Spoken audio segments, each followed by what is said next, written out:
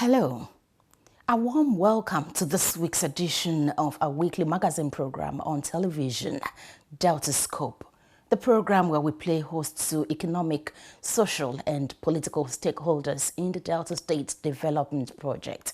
My name is Onome Iyarowe. I welcome you on behalf of the producer and the production team.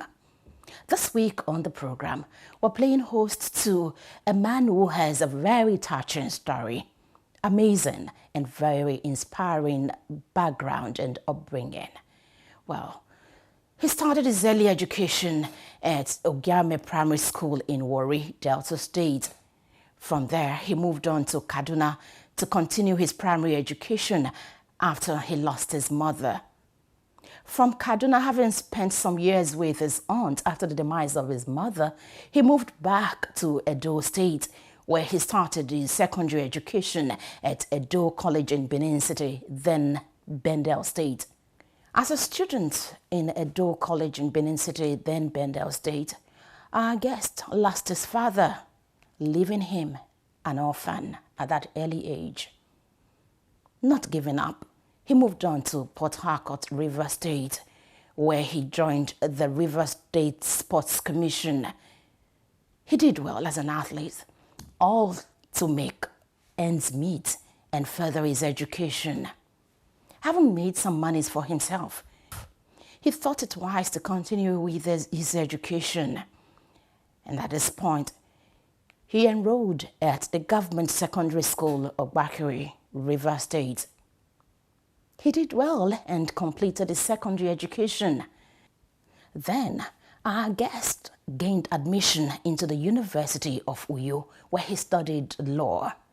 Having graduated from the University of Uyo, at the conclusion of his law school in Lagos, Nigeria, our guest came back home to Delta State, where he joined the service of the Nigerian Ports Authority, NPA, as an assistant legal officer. The rest today is history. Our guest today is an administrator, a legal practitioner par excellence, an activist, a rights activist, and a politician of note in Delta State and in Nigeria at large. Hi, welcome to my new Delta. This past 4 years has been so amazing with Senator Dr. Ifeanyi Okowa as governor. Lots of entrepreneurial and wealth opportunities has been created in the state. Infrastructural developments in all sectors. Over 200 roads have been completed, highways and urban roads. Primary health care has greatly been improved upon. Now you can get health support with ease. Even the educational sector was not left behind. It has received tremendous boost. The state has now become a sport destination. This past 4 years has been so amazing in Delta State. Who knows what the next 4 years will look like? Come with me. Let's create a stronger Delta with Senator Dr. Arthur Ifeanyi Okowa, my governor. Honorable Daniel Omayuku is right here with us in the studio. Let's find out how he delved into politics, what's necessitated his move into politics, the things he's been doing in the political space of Delta State, and where he is presently. When I relocated to Warri, working in Nigeria with Nigeria Port Authority, I got involved in a lot of political movements, and my friends, we formed a 6-man group, politically, and the 6 of us worked together, and we're still working together today. There are people like, that's where you have people like Yuri Mami, Toyo Mashuli, who were former ED projects, NDDC. Yuri Mami is now the Olobo Chair of Warri. You have David Tonwe, who is the DG Security Delta State. We have Thomas Eritomi, who is now the member representing Warri Federal Constituency in the House of Representatives. And we have Mufe Pira, who is the commissioner before, and now he's just been nominated as a commissioner. and myself, the 6 of us were a team, and we started working together in my local government, Warri Southwest, and we had our dreams, and we worked together as a team. And that way, as soon as the opportunity came, you guys, you have to go to the House of Assembly. You have to go to become a chairman of the local government.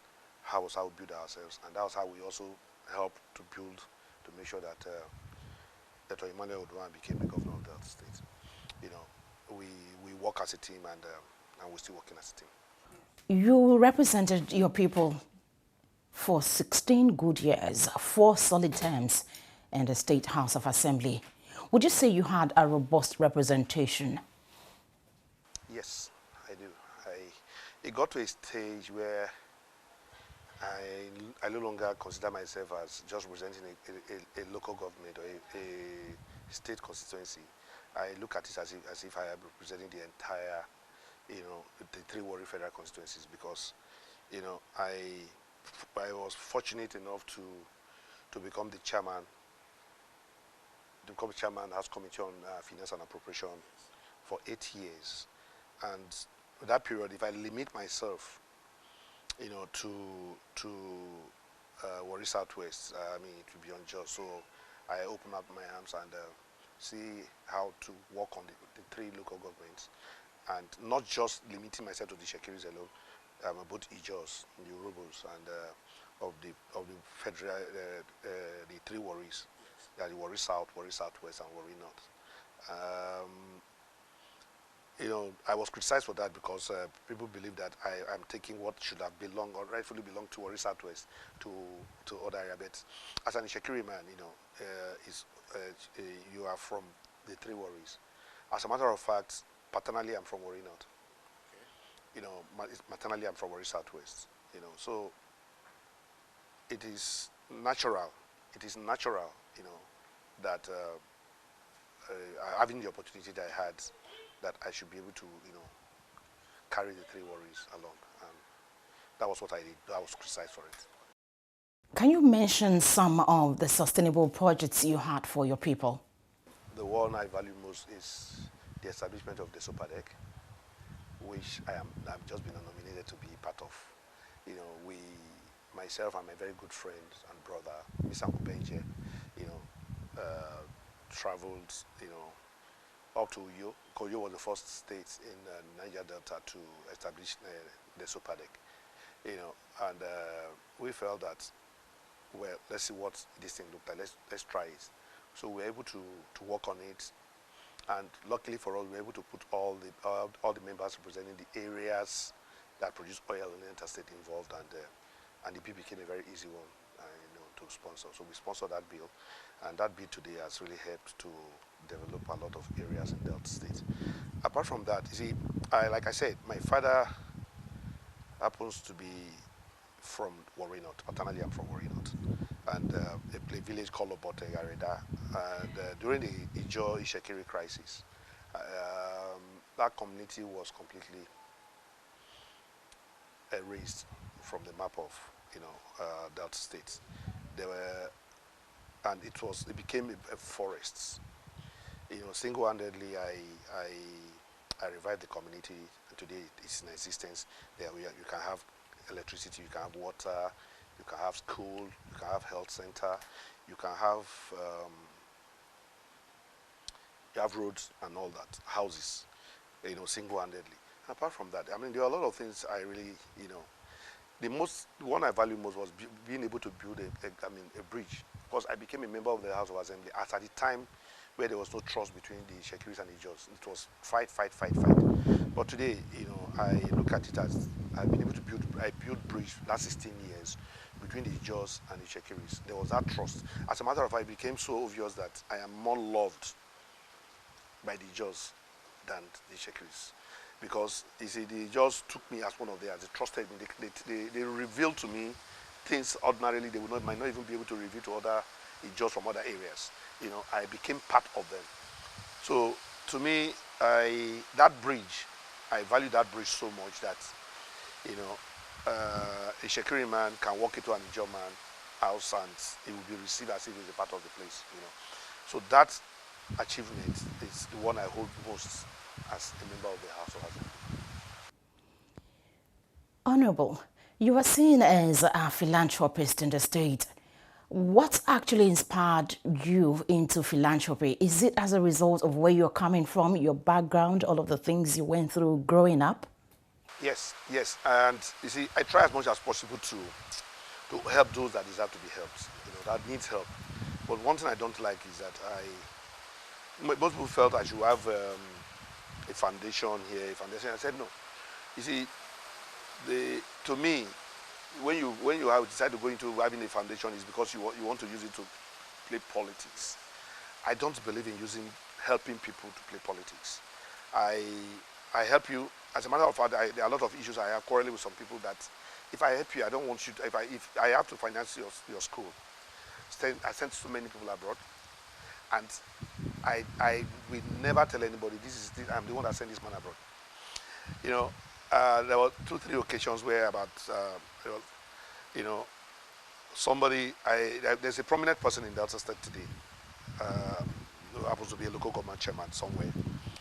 He had an accident and he got to a stage where his left hand was going to be amputated. And I got to know, I said, wow, what do we do? First, I tried somewhere in Warri to treat him. It didn't work. And I had to arrange and flew him out of this country to India for treatment. And he was operated upon, and today is with his hands. And that's how he became a local government chairman. The last time he was here some days ago, and he said, bet for me, he will have been with one hand today. And you see, those are the things I appreciate. I don't want it, that. I know a lot of politicians that the moment they help you, they want to carry it, film it, put it on Facebook. I did this for this. This is me giving car to this person. No, I do not believe in those things. I do not believe that if you want to help somebody, it is not for the second person to know that you are helping somebody. Help somebody, let the person become something in life, and let the person have the pride that at least I become something. If you want to announce it, that is his problem, but not you pronouncing, showing it everywhere. This is foundation. I've trained so many number of people. I've done this. No, I do not believe in that. This is because of where I'm coming from. Like I said, my father was the traditional prime minister of the local share of Warri, and he taught us how to be humble and not boastful about helping others. Now, let's bring it back home. At the State House of Assembly, let's talk about some of the motions you sponsored or some of the bills you actually sponsored. Let's talk about them. My last tenure, I can say about 15.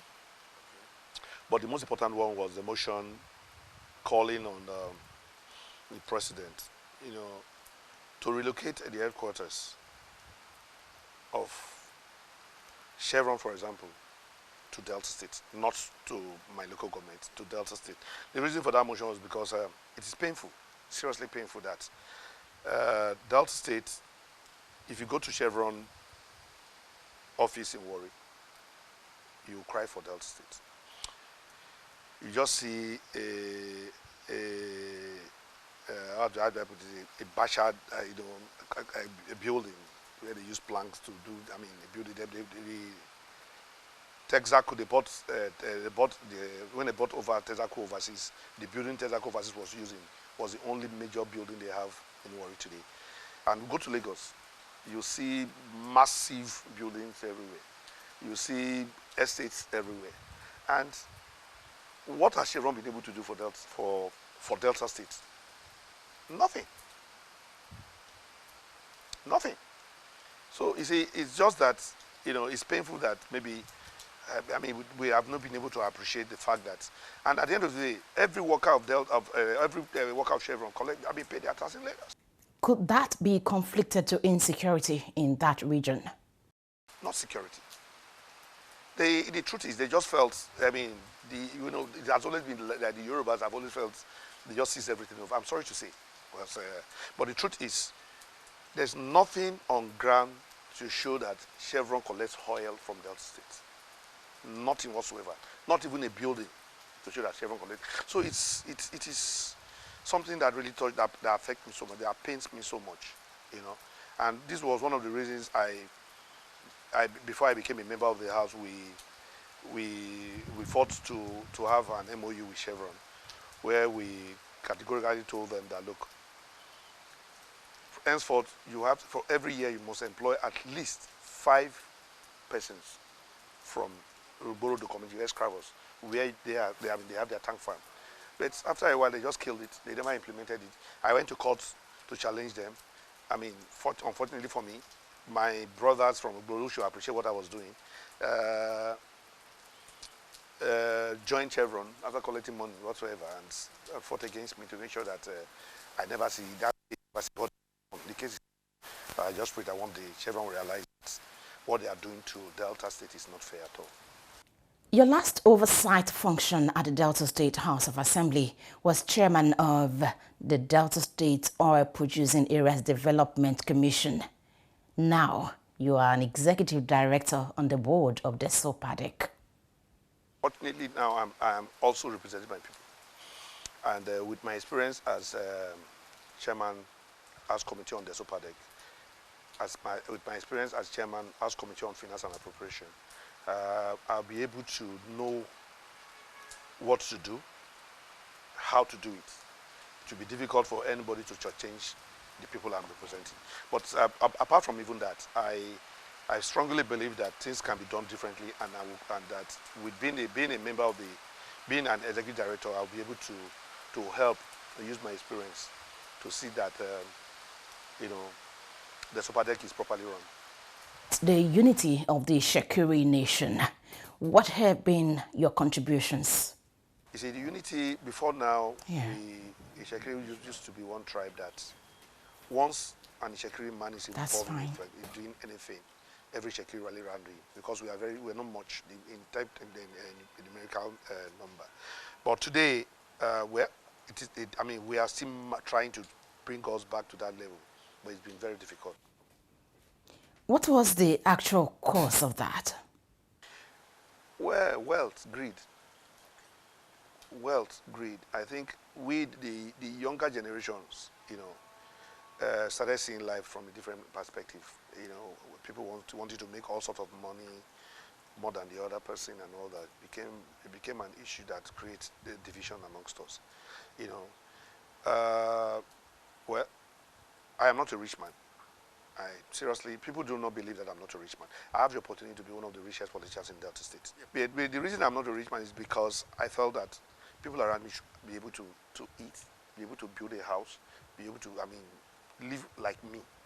And those opportunities I have, I just decided to, people blame me. People are still laughing. Some people laugh at me and say, look, you that had all the opportunities in the world, you didn't make use of it. I say, no. A lot of people make use of that opportunity. If those people appreciate it, if they don't, it's their problem. I don't need to demand that they should appreciate what I've done for them. Now, the truth is, I think greed divided the Itsekiri a lot, but the present king is doing his best to see how he can bring us together. He's bringing everybody together. So, what are you bringing new into the Delta State Oil Producing Areas Development Commission, the SOPADEC, for the development of your people and Delta State in general? You see, the SOPADEC is an interventionist agency. It does not take away completely the role of the governance of Delta State, the governor of Delta. The governor of Delta State is the one that have everything that has to do with Delta State. He only used the SOPADEC to intervene in areas he wants to intervene. But the most important thing, the major problem is that the finances of the SOPADEC is not enough to even do the things that we need to do in our area, because unfortunately I'm representing areas where it's 100% water, riverine area. And because of that, you need much capital to be able to do what we have to do. But sincerely speaking, what I have learned from the last 4 years in the SOPADEC, the young man that was the chairman of the SOPADEC in the last 4 years, he did something that touched everybody's heart, which is, concentrating the monies that the Itsekiri belongs to Itsekiri to, a particular area. Say, look, let's develop this area first. If we keep doing it that way, before you know it, almost every community it will be developed. What we were doing before was spreading the money across. Spreading the money across, so you find it difficult to know what you have even done. But when you put so much into an area, when you push so much into an area, I mean, you feel the impact immediately, you know.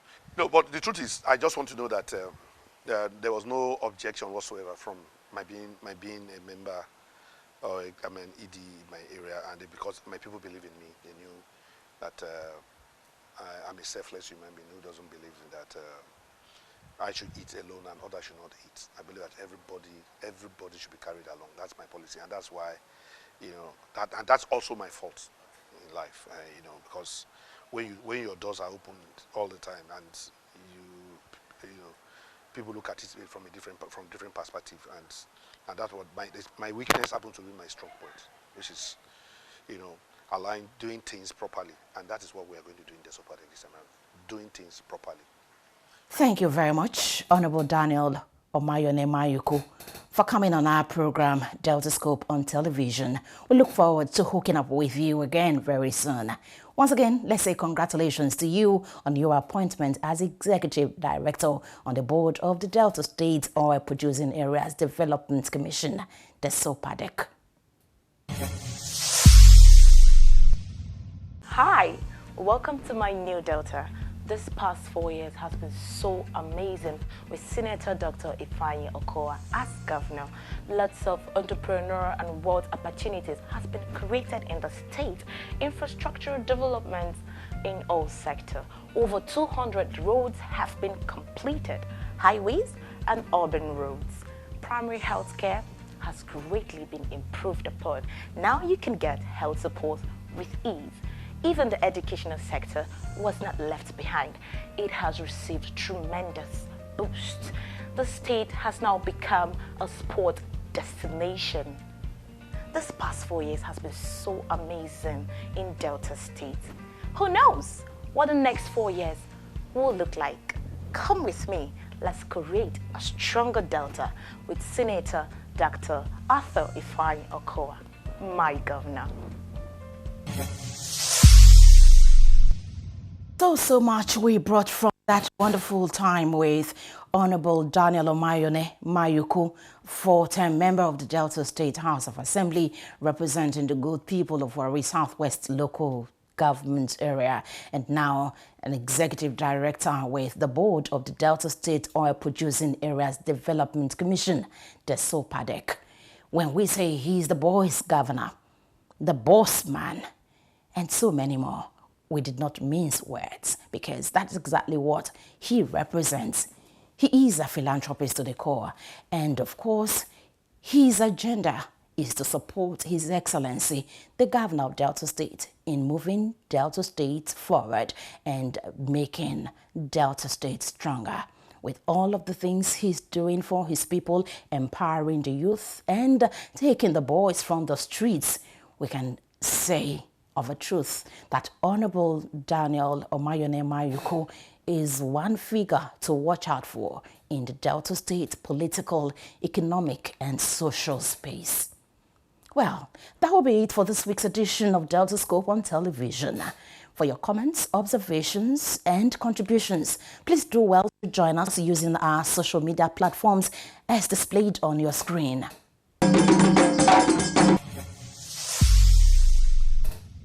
And that will be the wrap on our weekly magazine program for this week, Deltascope. Next week is another time to be with you. Trust you watch out for the next inspiring guest we'll bring to your doorsteps. On behalf of the producer and the production team, this is Onome Iyarowe signing off. Bye-bye.